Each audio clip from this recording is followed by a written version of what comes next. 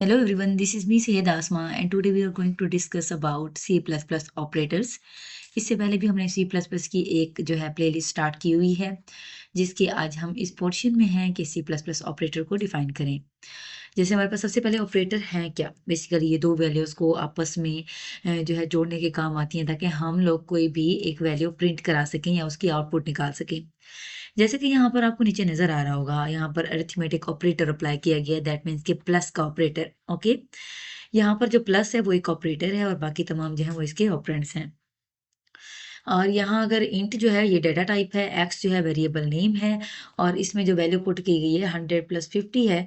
तो जैसे ही हम लोग इस वैल्यू को प्रिंट कराएंगे हमारे पास जो आउटपुट है वो 150 आ जाएगी। देखिए अपने यहाँ पर एक्स सिंपली जो है प्रिंट आउट कराया है तो आपके पास जो है वो वैल्यू आ गई है।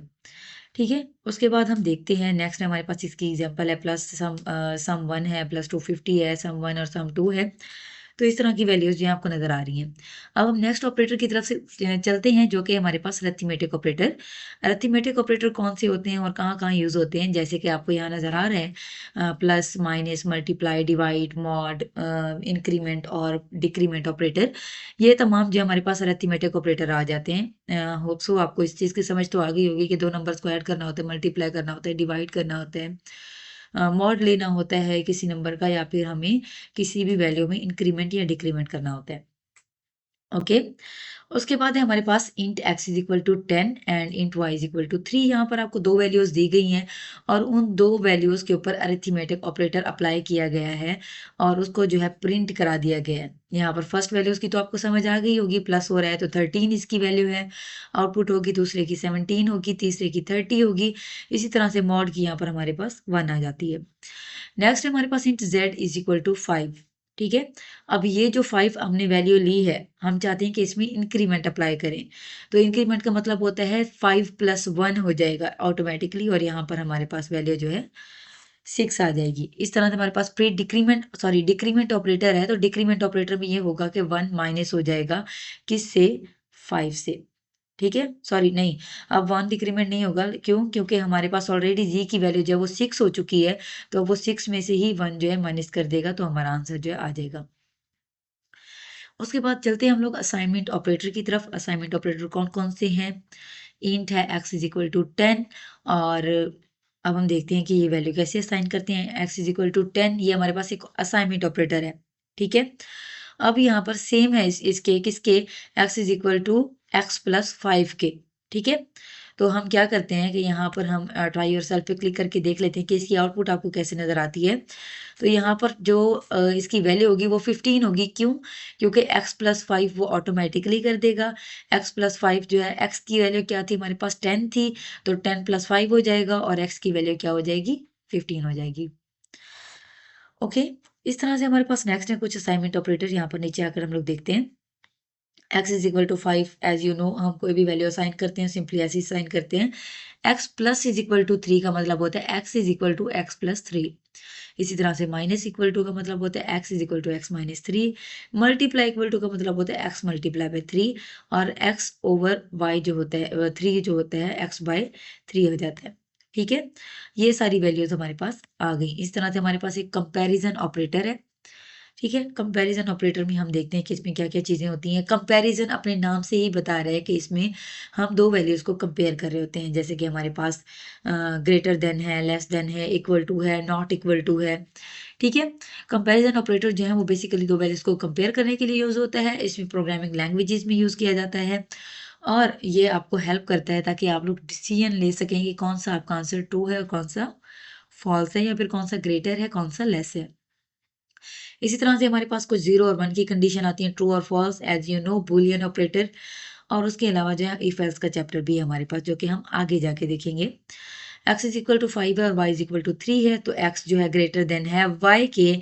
अगर ये कंडीशन ट्रू है तो हमारा आंसर क्या आएगा, ऑटोमेटिकली जो है हमें 1 जनरेट हो जाएगा। दैट मीन्स कि हमारा आंसर ट्रू है।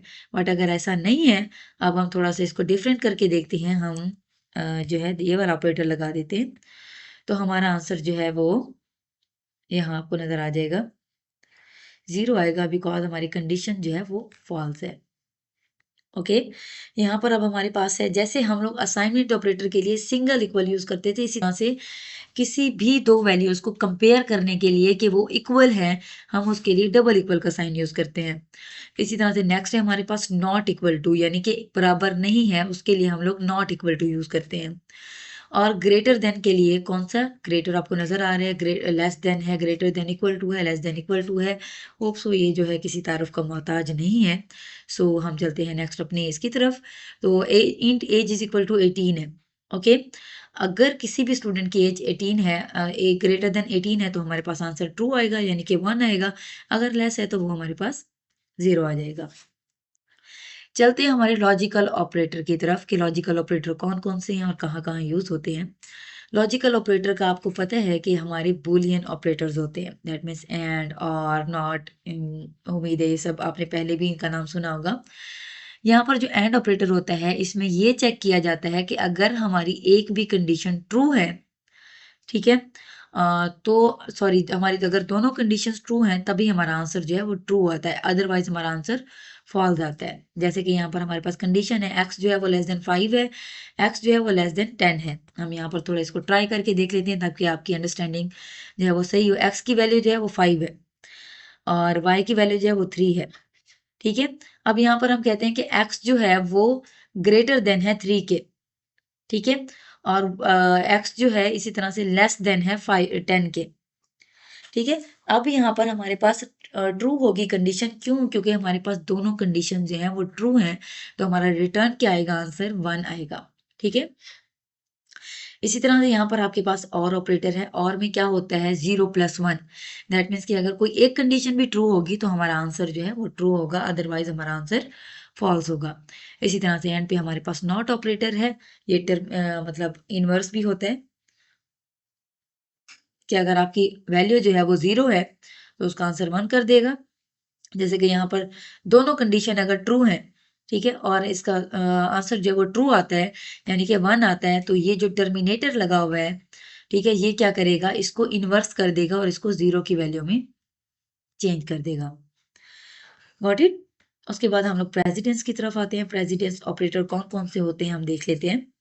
जैसे कि मैंने calculation contains one operator, C plus plus follow करता है हमारे ऑर्डर को, ऑर्डर ऑफ ऑपरेशंस को। जैसे कि हमारी जो यहाँ पर है कुछ ऑर्डर्स हैं 2+3 मल्टीप्लाई बाय 4, ठीक है। अब यहाँ पर नेक्स्ट है हमारे पास int result is equal to 2+3, जो हमने उसको ब्रैकेट में बंद कर दिया, बट 4 को हमने अलग से रखा है। ठीक है। तो हमने ये जो 3+4 है, यानी कि पहले हम मल्टीप्लीकेशन वाला प्रोसेस अप्लाई करते हैं, तो 3×4 = 12 और 2 + 12 इस तरह से इसको लिखा जाएगा। इस तरह से नेक्स्ट है हमारे पास 4 और 2+3 5। यहाँ पर हमने पहले प्लस को किया है और उसके बाद जो मल्टीप्लीकेशन वाला प्रोसेस किया है। ओके।